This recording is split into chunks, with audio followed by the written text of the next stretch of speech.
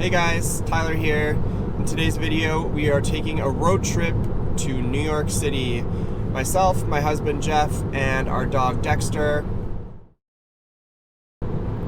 In the video today, we're going to take a look at what's involved in charging the Model 3.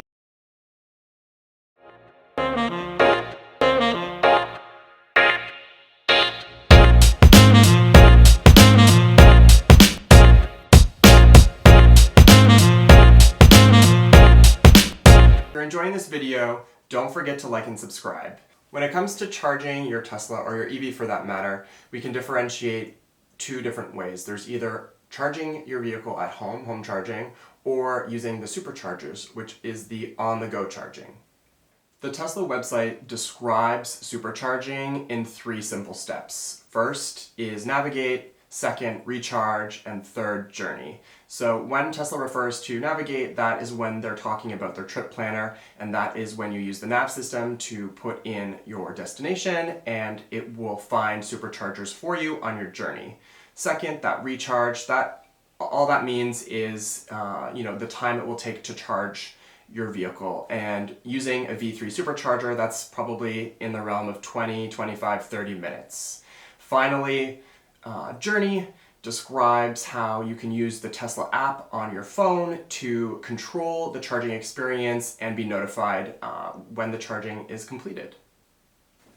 The Tesla North American supercharging network is pretty big and expanding. Currently, as it stands, there are about 1,800 stations, and that translates into about 16,000 chargers. So we specifically have the Tesla Model 3 dual motor long range vehicle that has about 315 miles of range. The Tesla website boasts that it's less than gas, and you can get about 1,500 miles for $100 versus $153 for the same range on a gas vehicle. This is our first road trip to New York City with the Tesla. Our last road trip to New York City, we used a gasoline vehicle, so interested to compare some of the details between those two trips. It's been just over a year since our last road trip to NYC. Lots of new and interesting things going on there. Like the last time we went, this time we're also staying in Williamsburg, Brooklyn, and really looking forward to checking out Hudson Yards and that entire new development. We left Boston with approximately 123 miles of range, and we should shortly be arriving at the Framingham, Massachusetts Superchargers with about approximately 90 miles worth of range. When you use the navigation system to plan out where you will be charging, that enables a feature called preconditioning for supercharging, and what that does is basically ensures that your batteries are close to or at the ideal temperature for charging, and that will vastly increase the rate of your charge. We have a few more minutes remaining on our first charge here in Framingham, Massachusetts at the Superchargers. 197 miles to New York City, and we will be leaving the chargers with about 280 miles of range. So we should get basically all the way to NYC. However, we don't want to leave the car without charge once we're there, so we will charge probably just outside the city. So a few more minutes left on our first charge. We've set the charge to 90%, which is about 280 miles of range. That should get us pretty close to New York City. However, we don't want to leave the car without any range on it once we get there, so we'll probably need to charge at least one more time just outside the city. We have about 197 miles left to go, and that should take us approximately 3 hours and 40 minutes. There are some important details you need to know about supercharging. So for example, if you arrive at a supercharger and there's quite a lot of people there and it's what they call a busy supercharger, busy supercharger sites will reduce your max charge to 80%. And when the superchargers are in high demand and busy, there can be overage fees that you can pay if you leave your car parked at the supercharger once it's completed. Another great pro tip to know is if you're charging at a superstation and someone parks immediately beside you, they will be sharing the charge, and that can actually reduce the wattage that your car is receiving. So good to know as well. So charging your Tesla at a supercharger is a very streamlined and easy process. Basically, you are just plugging in the cable and setting your charge limit. In terms of how you pay for the supercharger, it's just automatically debited from the account that you've previously set up when you got the car. Now I understand that some Tesla vehicles have supercharging included. For me and the Model 3 that I have to pay for supercharging. So when it ooh. There are several other charging networks besides the Tesla Supercharging network. So I have the ChargePoint app on my phone and I use the ChargePoint network. The rate of charging at a ChargePoint charger is a lot slower than a supercharger. However, it's usually free. If it's not free, it's at a minimal cost. Here in Boston, we have charge points actually at metered parking, which is super convenient if you're if you are driving around town and you need metered parking and you want to also get a charge. The Tesla UI gives you all the metrics you could possibly need when it comes to charging and the batteries. So it will display the total cost per charge. You can track your watt hours per mile, the time, and miles since your last charge. So there have been a few instances when I've been driving faster than 80 miles per hour, in which I will get a warning that describes that I won't reach my destination with the current charge that I have and I might need to stop and charge sooner. I think once you've gone faster than 80 miles per hour, you're using the battery in a different kind of way.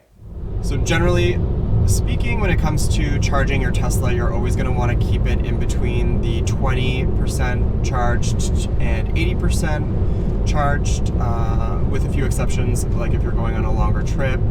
So you're never really going to be charging your car more than 60% at one time.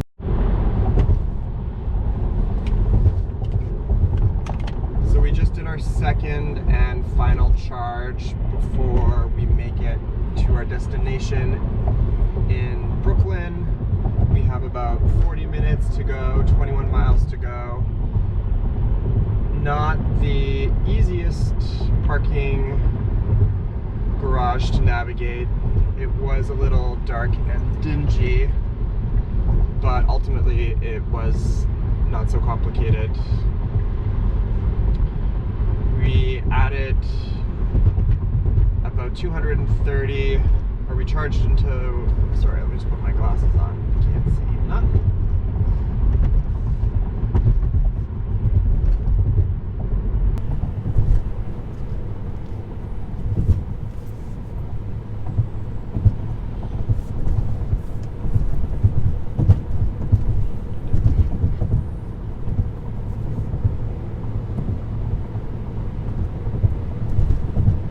So we were able to add